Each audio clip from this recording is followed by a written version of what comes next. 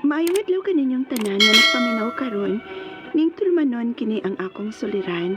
Ilabi na kaninyo Dr. Rene Obra o Attorney Elaine Bathan. Ingon man sa mga artista nga maghatag og kinabuhi ning akong suwat suliran. Tagualang ko ninyo sa pangan nga Shane, 24 years old, minyo. Itago na lang sabang akong address. Punto legal kining akong suliran. Kabahin kini sa akong na-encounter sa chat messenger nga karon nanghulga naman ako. Aron inyong hisabtan, ingon ni ini ang mga panghitap. Shane, ato na ako sa trabaho. Tan pasara ni Lo. Nakalaki-laki ning imong Facebook diri sa akong cellphone. Aw, ilag out na o i-deactivate lagi na. Kaya nakabuhat ako lang FB account. Unsa? Ug nganong naghimo man kuno kag laing FB account? Naghimo ka nga wa ko mahibaw? Ay, sultiya magulunta ti ka, nalimot lang ko. Ngano naman sab ka? Duda ka? Pero sa ba ko may kitago ni mo, Shane? Suma, akong FB. Nakalagay naman kanina sa mong cellphone. Kung ikaw na bahalaan ng akong old account. Narani mo, imo nang i-deactivate. Send na natin ka sa akong email at password kining akong bagong account. Adun ako kay malit ako sa trabaho. Tay sakoy. Ngano laging nagbuhat lagi kag new FB account? Da, ambot na ka-account, uy. Dagamang mag-PM na ako nga mga babae nga bastos nga wako kaila. Unsa? Pero tanawa lang og ako bang ipatulan. Kaya bawa pa lang ko mo-block og account. Ibang block na ko na. Unsa? So ay ganig okay na akong mga message sa messenger, sa message request o sa spam folder. Wa man na ako i-accept kay mga bastos lagi. Mao ba? Sige na, uy. Adro sa trabaho. Text lang ko na mo niya, ha? Bye. Bye.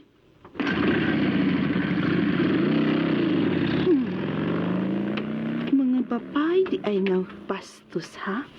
Sige, be. Suwayan akong tanaw ng mga messages. Ni Ato Uda. Agoy. Ni usa nga nag-send og bastos nga hulagway. Bastos ba ni bayhana, uy? Human siya magsusi daan kung minyo ba ni akong bana? I-click na kong iyang profile, be. Taysa. Murag dami account man eh. Pero naa siya daghang mga pictures. Mga sexy. Gusto. Di ko ni awayon. Suwayan ako nagtubay og chat. Kung mabigay ba kini babayhana. Unsa? Imo gitubayan og chat? Skang lawkawa laging bayhana nil. Mitubay sab na ako. Nagtuo ra bagid siya nga ako maong akong bana. Perting binastos niya nako eh. Huwag siya magtuo nga babae ko. Kamo ni mo uy. Nakig-chat ka nga ang inyong topic about sex. Na account pa to sa imong bana ang imong gigamit. Gisuwayan naman gud to nako gud siya gud. Akong gisuwayan kung mutubay ba gyud kay gusto kong mailhan. Basig kaila gyud sila sa akong bana. Og nilimod lang si Ranilo nako ba. Pero sa kong tan-aw, sa akong bana-bana, murag di gyud sila kailan nil. Hanggaw sad, mitubay na ako. Unya, unsa may nahitabo sa inyong pag-chat tay? Ay nila ang hanggaw. Nag-send na ako mga video og photo niya. Pulos hubo. Unya gitubayan gyud nimo. Lagi. Pero maro kaayo eh. Di gyud niya ipakitang iyang naw. Kay makikita ra kuno siya sa kumbana. Lano? Unya unsa man na nimo ron? Kung makikita na gyud siya nimo, aw sa imong bana? Siyempre, di ko masugot oy. Ang ag-ilawag na kong kumbana niya.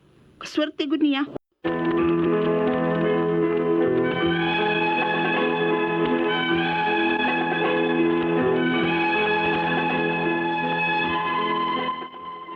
Naglami gyud ang among panag-chat sa maong babay nga bastos kaayo sa messenger nga nagtuog gyud siya nga lalaki ko kay FB account lagi sa kumbanang akong gigamit.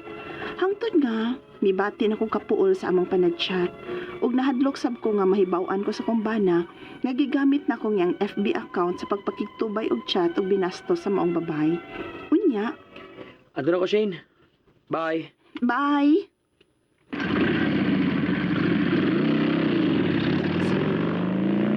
I-on ko na akong cellphone aron ma-check na ko og nag-message ba tong karahong babay nga may tubay na ko chat.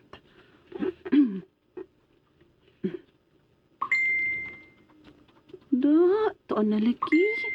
Pusot-pusot ng mga messages. Ako lang ning isin. Pero di nakit ko mo reply nimo. Pulaan ako sa imong binastos bayhana ka. Kung basahon mi.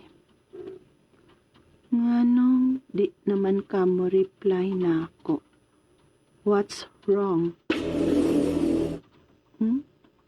Kas ahon ko na lang ka ni siya reply, no? Akong prangkahan, nga di na kumutubay niya sa chat kay minyo ko. Ako replyan, be. Ug last na lang yun din akong reply niya. Unsa? Di gyud ay ko tumboy yun, Niloy. Kay nibati naman ko kapuol siyang paghubo-hubos messenger. Giluod kung sige tanaw siyang isend na ko nga mga hubo niyang videos ug litratos messenger. Aon sa man, gusto ka mo tanaw? What? Babae na sa nakutanahon? Ay, di ko eh. Lalaki pa na na. Matutok dyan kong maayo. Gaga. Niya sa may plano ni mo, anak, ron. Oh, na, oy. Isi na lang na akong iyang mga messages. Hindi na ako mutubay, oy. Kay, minyo na ko. Masakpan niya ko sa akong asawa. Mawag yun ni mo, eh. Gipalaom dahil ni mo na bayhana. Ni Anasad ay. Siya nasab siguro ni. Katol sa tingali ning iya ay. Bisag tag-anon pa. Nag-send na sa tingali ning mga naked videos niya ron. Awa ha. Akong i-open yung message. Kundi ka na ma-reply na ako. Ipakatag na ako sa social media ang atong konbo. Aron, mahibaw-an ka sa asawa nimo. Nayabag na ni siya. Ay, naka. Kung saan mo na ni mo, anak, ron. Nga account ra ba na sa imong bana ang imong gigamit og chat niya? Patay.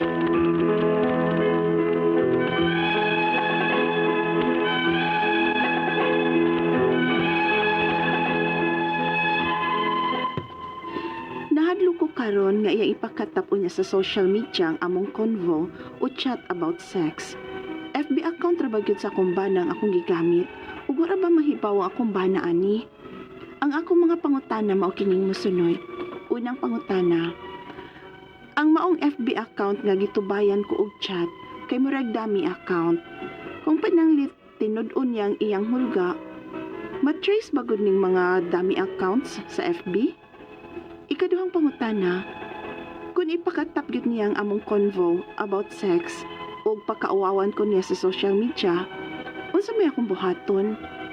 May atubangon ba siyang kaso? Unsa man sang kasuha?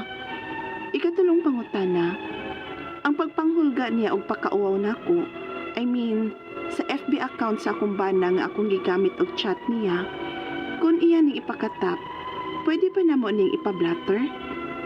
Ikaupat og katapusan, kung amo man yun ning ipatrace ang FB account sa babay nga nanghulga nako o sa FB account sa kumbana, matrace ba gyud? Asa man mi mo dool o pila man sab ang bayad? Palihog, tabang yung tambagi ko, kini ang akong suliran, Shane. Maayong adlaw mga suking tigpaminaw kini si Attorney Elaine Bathan ug ako karon ang muhatag ninyo og tambag, tubag, solusyon kalinawan sa inyong mga pangutana, mga problema na may punto legal, personal, emotional nga mga problema.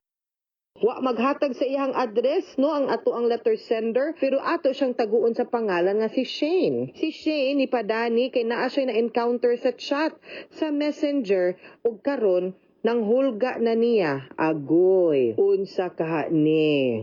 Naghimo man ni og new nga mga Facebook account no nya kanang unsay tawag ani murag naamay kanang unsa na naay nakit-an didto nga murang dami account no nya naay daghang pictures kuno nga mga sexy pero una gyud ni mga nakit-an didto sa Messenger no ug tubayan gyud niya og chat ang katong babay unya nitubay man gud pud niya no ang katong chat unya kabahin nag mga sex, kabahin na og mga maselan nga mga storya, so medyo naabot na gyud nga bastos gyud kaayo.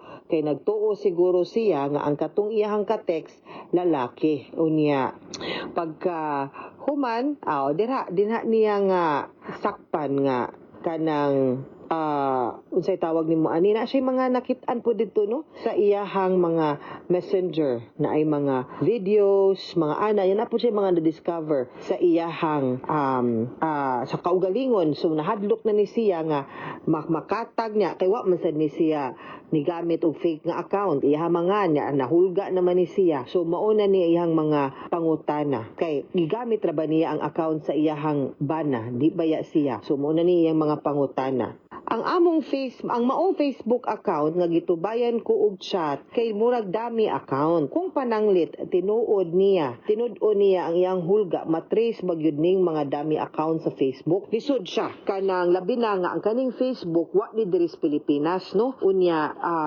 muadto pa ka mo hangyo pa ta mo suwat pa ta mo email pa ta dito sa Facebook sa Amerika. Kasuway ko ani kay naamantay kanang mga kliyente ana unya para matrace pero dili gani na usahay dayon matrace kay mo lagi na naghimo man og dami account unya usahay maglain-lain sila lugar kung asa sila mag-chat so lisod kaayo matrace na siya. Di ko mag-ingon nga dili pero dili gid siya ingon ana ka sayon. Usahay sa kagidugayon maabtan ta nga wala na maglisod na tag trace kay gisira na ang iyahang Facebook account dili na active so samot nga maglisod ta og trace ana niya. Ikaduhang pangutana kung ipakatap gid niya ang among convo about sex ug pakauwawan ko niya sa social media unsa may akong buhaton may atubangon ba siyang kaso unsa sang kasuha pwede gyud no cyber libel cyber bullying mga ingon ana pwede gyud na nato siya makiha. Ang pangutana lang is we need to show kinsa gyud na nga account ug we need to prove nga tinuod ning tao ug asa ni siya dapita nagpuyo para makiha nato siya. Di na gina siya akong point po, di po na siya ingon anak kasayon mo na ako guys, ako ninyo careful gud kaayo mo no naanay mga nailad sa kwarta, naanay mga nailad kanang sa uyab-uyab sa relasyon, usahay ma-rape no, usahay mailad sa gugma, usahay pangwartahan no, usahay kanang muna pangayo ag kwarta kana ganing ato ang kaila ma-hack magani ang account no. So kana careful gud mo maayo ana ha di mo magpataka og salig og chat og tao nga wa mo nakaila. Kana gani ato ang mga ginikanan sa una wap ang Facebook kanang manlakaw ta ingnon man ganita ay patakag storya tao wa ka kaila. Wa man na usab karon nga nindot ng atong teknolohiya ay mo patakag chat sa tao nga wa mo kaila or wa nimo nasusing tinuod ba ning tao or dili. Delikado gyud. Ikatulong pangutana ang pagpanghulga niya og pakauwaw nako I mean Facebook account ang ako ang sa Facebook account sa iyahang bana nga iyang gigamit og chat niya kung ipakata pwede ba namo ipablotter pwede man pwede gani na nimo ilaron imuhang tan-awon og taga-asa ba unya kung manguha na nimo kwarta suwayi pag ipa-coordinate sa pulis ug sa NBI para ma-entrap na to kana basin pwede pa no. Ikaupat ug katapusang pangutana kung amo gini ipatrace ang Facebook account sa babae nga nanghulga nako sa Facebook sa ako ang bana matrace ba gyud asa man miduol og pila sad ang bayad pwede rin mo muduol sa cybercrime office no sa pulis sa kampo sa pulis kung asa na amo duol magpa-refer mo kung asa na ang cybercrime dinhi sa Cebu magugukibaw kung taga Cebu ka Shane kay wa man ka musulti sa imong address pag send mo sa imong email pero pwede ka mo adto sa pulis magpatabang ka sa cybercrime division para matrace nila no matan-aw nila og naba sila pwedeng mabuhat kay usahay basin matrace pud na nila dali ra kaayo ninyong paundangon no unya mapablatter dayon pud nimo ug maka-file pud ka og kaso. Bottom line and lesson ani mga sukintig paminaw una sa tanan careful gyud ta kay maski pag naata sa online ra di mo magkita ay daghan gihapong mangingilad aning kalibutana no. So kamo kinahanglan magmatngon mo ang kaning social media kaning teknolohiya nindot mani dako manig tabang sa ato ang kinabuhi no kay dali na lang kahit magkasuryaan ay sa ato ang pamilya dili na lisod no i-text makakuha tas balita real time nindot kaayo siya nga avenue gyud gaan pud ato ang trabaho daghan ka ng mga benefits apan naa say disadvantages tungod kay giabusar o giabuso man ni siya no? So dili pud na siya ingon ana pud ka sayo, no? On the part of I think sa social media mo na we have to be responsible users also all the time. So careful mo. Ay mo pataka og chat og tao nga wa mo ka ila or wa mo kasuhito kung tinuod ba ning tao or dili or giila dra mo. Ayaw mo ana kay mabalaka mo kamura pud gihapoy magproblema. Okay? Mga suking tigpaminaw, hinaot unta nga namoy nakutlo na pagtulunan karong adlaw. Kini si Attorney Elaine Bathan. Daghan kayong salamat sa inyong pagpaminaw sa atong tulumanon. Hangtod sa sunod nga sugilanon din higapon sa tuang programa. Kini ang akong suliran gikan sa RMN Production Center, Radyo Mo Nationwide. Tatak RMN, daghang salamat og maayong adlaw.